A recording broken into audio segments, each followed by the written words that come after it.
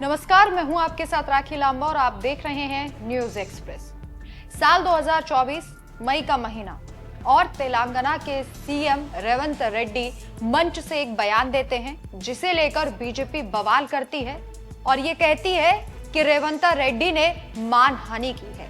BJP इस मामले को लेकर कोर्ट पहुंच जाती है, याचिका दाखिल करती है और ये कहती है कि इसका हर्जाना भी भुगतना पड़ेगा। ये कहानी शुरू तो 2024 में हुई थी, लेकिन 2025 में सुप्रीम कोर्ट के सीजेआई ने इसे समाप्त कर दिया। बीजेपी हर मुद्दे को लेकर सुप्रीम कोर्ट की चौखट पर पहुंच जाती है।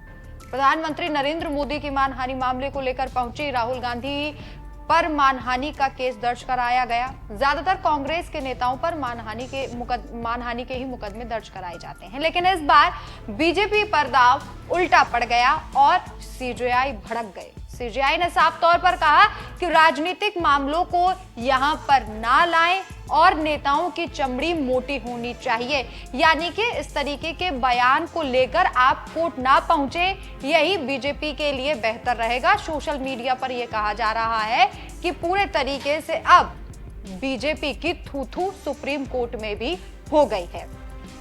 पूरा मामला क्या है, किसने शिकायत दर्ज कराई थी, इसी के साथ साथ कोर्ट ने क्या कहा, ये आपको विस्तार से आज अपनी इस रिपोर्ट में मैं बताने वाली हूँ। रेवंत रेड्डी जो तेलंगाना के सीएम हैं, आपको पता होगा कि वो राहुल गांधी के काफी करीबी माने जाते हैं। यहां तक कि उपराष्ट्रपति चुनाव के लिए नायडू से मुलाकात बार बार रेवंत रेड्डी कर रहे थे और ये कहा जा रहा था कि ये मुलाकात सिर्फ दिल्ली नहीं बल्कि विदेशों में भी हो रही थी। चंद्रबाबू नायडू को वो राजनीतिक गुरु भी मानते हैं और रेवंत रेड्डी जो है वो राहुल गांधी के काफी करीबी भी हैं। राहुल के दूत के तौर पर भी उस वक्त उन्हें देखा जा रहा था उपराष्ट्रपति चुनाव को लेकर। रेवंत रेड्डी को लेकर तेलंगाना में जन समर्थन देखा जाता है और वो मंच से जब दहाड़ते हैं तो लोग उन्हें सुनते भी हैं। अब राहुल गांधी के करीबी होने की सजा या फिर कांग्रेस में होने की सजा आप इसे कह सकते हैं, क्योंकि बीजेपी के नेता जो हैं वो ज्यादातर कांग्रेस के नेताओं पर मानहानि के मुकदमे दर्ज कराते ही रहते हैं। आप राहुल गांधी को ही देख लीजिए, उनके ऊपर भी मानहानि का मुकदमा चल रहा है। अब तेलंगाना के सीएम ने बयान दिया था आरक्षण को लेकर। बीजेपी का कहना था कि उन्होंने बयान दिया है कि अगर बीजेपी सत्ता में आती है तो आरक्षण को समाप्त कर देगी और इसे लेकर ही मानहानि का केस रेवंत रेड्डी पर चलाया गया। सबसे पहले आप सुनिए कि कोर्ट ने क्या कहा था, वो हम आपको ग्राफिक्स के जरिए बताते हैं। पीठ ने कहा, हम बार बार कह रहे हैं कि इस अदालत का इस्तेमाल राजनीतिक लड़ाई के लिए ना करें। याचिका खारिज की जाती है। अगर आप नेता हैं तो आपकी चमड़ी मोटी होनी चाहिए। Chief justice B R. Gavai, justice K Vinod Chandran और जस्टिस अतुल एस चंदूरकर की पीठ ने कहा कि वो इस मामले में हस्तक्षेप करने के इच्छुक नहीं है। सुना आपने, सीधे सीधे तौर पर चीफ जस्टिस का कहना है कि वो इस मामले में हस्तक्षेप करने के इच्छुक नहीं है, यानी कि एक तरीके से इस मामले को कचरे के डिब्बे में फेंक दिया गया कि हम इस मामले में ना तो हस्तक्षेप करेंगे ना ही सुनवाई करेंगे, ये मामला पूरी तरीके से खारिज कर दिया जाए, यानी कि बेबुनियाद ये मामला है। तो ये कहा जा सकता है कि सुप्रीम कोर्ट पहुंचकर बीजेपी को मुंह की खानी पड़ी। तेलंगाना इकाई बीजेपी इकाई के महासचिव हैं जिन्होंने ये याचिका दाखिल की थी। अब आपको ग्राफिक्स के जरिए ही ये समझाते हैं कि ये पूरा मामला क्या था। तेलंगाना हाई कोर्ट ने 1 अगस्त को रेड्डी की याचिका पर सुनवाई की थी, जिसमें हैदराबाद की एक निचली अदालत में लंबित मामले की सुनवाई को रद्द करने का अनुरोध किया गया था। बीजेपी की तेलंगाना इकाई के महासचिव ने मई 2024 में रेड्डी के खिलाफ शिकायत दर्ज कराई थी, जिसमें आरोप लगाया गया था कि उन्होंने पार्टी के खिलाफ अपमानजनक भड़काऊ भाषण दिया। इसमें आरोप लगाया गया था कि रेड्डी ने तेलंगाना कांग्रेस के साथ मिलकर एक फर्जी और संदिग्ध राजनीतिक कहानी गढ़ी कि अगर भारतीय जनता पार्टी सत्ता में आई तो आरक्षण को खत्म कर देगी। तो अभी तक आपने ग्राफिक्स के जरिए जाना कि कोर्ट में क्या पीठ ने कहा और अभी तक क्या क्या हुआ है। तो सीधे सीधे तौर पर कोर्ट ने जो है वो बीजेपी की फजीहत कर दी। साफ तौर पर यही कहा है कि भैया आप हर मामले को लेकर कोर्ट की दहलीज पर पहुंच जाते हैं। अगर ऐसे ही चलता रहा तो ये पूरे तरीके से राजनीतिक बहस बन जाएगी और कोर्ट में हर राजनीतिक मामला आता रहेगा। अब आपको शिकायतकर्ता ने क्या दावा किया वो भी बताते हैं। शिकायतकर्ता ने दावा किया था कि कथित मानहानिकारक भाषण से एक राजनीतिक दल के रूप में भाजपा की प्रतिष्ठा को ठेस पहुंची है। पिछले 1 अगस्त में एक निचली अदालत ने कहा था कि रेड्डी के खिलाफ तत्कालीन भारतीय दंड संहिता और जनप्रतिनिधित्व अधिनियम 1951 की धारा 125 के तहत कथित मानहानि के आरोपों के लिए प्रथम दृश्य मामला बनता है। अधिनियम की धारा 125 चुनाव के संबंध में कई वर्गों के बीच दुश्मनी को बढ़ावा देने से संबंधित है।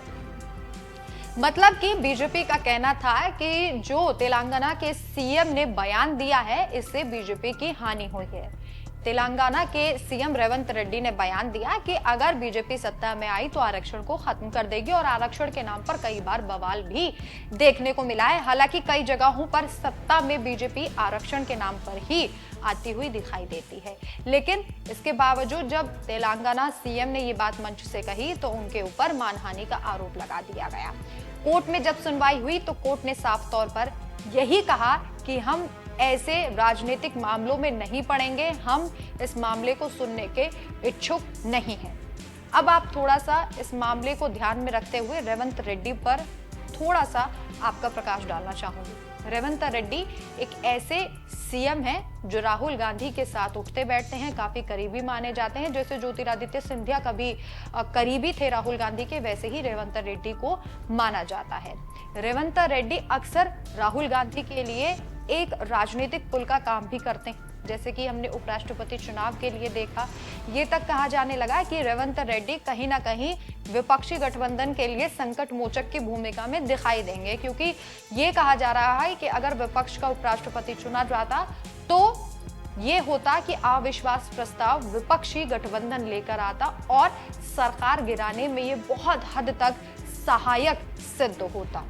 और इसीलिए रेवंत रेड्डी लगातार चंद्रबाबू नायडू से मुलाकात कर रहे थे। चंद्रबाबू नायडू और रेड्डी के रिश्ते काफी अच्छे हैं, क्योंकि राजनीतिक गुरु जो है रेवंत रेड्डी वो चंद्रबाबू नायडू को मानते थे और टीडीपी पार्टी को लेकर थोड़ा सा संशय बना हुआ था कि क्या वो पीएम मोदी के पाले में वोट करेगी या फिर नहीं करेगी, क्योंकि चंद्रबाबू नायडू को लेकर ये खबरें भी थी कि चंद्रबाबू नायडू अभी नवंबर तक वेट एंड वॉच की स्थिति में है इस गठबंधन को लेकर।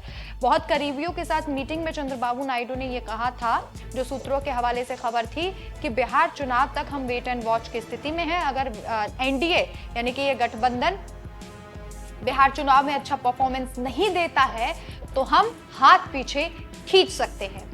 वहीं चंद्रबाबू नायडू ये मन में बैठाए हुए हैं कि भावी मुख्यमंत्री जो आंध्र प्रदेश का होगा वो उनके बेटे नारा लोकेश नायडू ही होंगे, और इसीलिए प्रधानमंत्री नरेंद्र मोदी भी नारा लोकेश नायडू से चाय पर चर्चा कर रहे थे, बातचीत कर रहे थे, क्योंकि रेवंत रेड्डी की जब मुलाकात हुई थी चंद्रबाबू नायडू से और जो सोशल मीडिया पर खबरें फैली थी उससे बीजेपी की बेचैनी बढ़ गई थी कि कहीं ये दावे सच्चाई में ना बदल जाए, कहीं टीडीपी हमारे खिलाफ वोट ना कर दे, एनडीए गठबंधन के खिलाफ ना चले जाएं। और इसीलिए लगातार कोशिशें यही थी कि रेवंत रेड्डी की मुलाकातों को लेकर जो अटकलें लगाई जा रही हैं वो सही तौर पर तस्वीर निकलकर सामने ना आए, और इसीलिए चंद्रबाबू नायडू के बेटे से प्रधानमंत्री नरेंद्र मोदी ने भी मुलाकात की थी। अब रेवंत रेड्डी को लेकर जो ये मामला चल रहा था, इस याचिका को पूर्ण तरीके से खारिज कर दिया गया है। ये कहा जा सकता है कि कांग्रेस के लिए ये राहत की बात है, लेकिन बीजेपी के लिए ये टेंशन की बात है, क्योंकि अभी बीजेपी काफी मुश्किल में दिखाई दे रही है। जहां जहां चुनाव होने हैं वहां वहां बीजेपी मुश्किल में है। असम में विधानसभा चुनाव होने हैं, असम में भी पार्टी के कई पूर्व विधायकों ने साथ छोड़ दिया है। 3 पूर्व विधायक हैं, कद्दावर नेता हैं जो अपने अपने क्षेत्र में पकड़ रखते हैं, उन्होंने पार्टी का दामन छोड़ दिया। और वहीं जेडीयू की अगर हम बात कर ले तो बिहार में लगातार भगदड़ मची हुई है। जेडीयू के पूर्व विधायक कद्दावर नेता लगातार पार्टी छोड़ रहे हैं। नीतीश कुमार जो है वो मुश्किल में पड़े हुए हैं, क्योंकि उन्हें सत्ता का मोह है, कुर्सी का उन्हें खासकर मोह है। अब आरजेडी भी मुंह मोड़े बैठी है कि अगर आप पलटी मारेंगे तो हम आपको इस पाले में नहीं आने देंगे। तो बीजेपी अभी चौतरफा घिरती हुई नजर आ रही है, और ऐसे में कोर्ट से भी फटकार लगना कहीं ना कहीं ये दिखाता है कि बीजेपी को अब समझना पड़ेगा कि हर मामला आप कोर्ट की दहलीज तक नहीं ले जा सकते, और कई जगहों पर दाव उल्टा भी पड़ सकता है। अगर आप दूसरों के लिए जाल बिछाते हैं तो आप खुद भी उसमें फंस सकते हैं। इस खबर पर आपकी क्या राय है, हमें कमेंट करके जरूर बताएं। नमस्कार।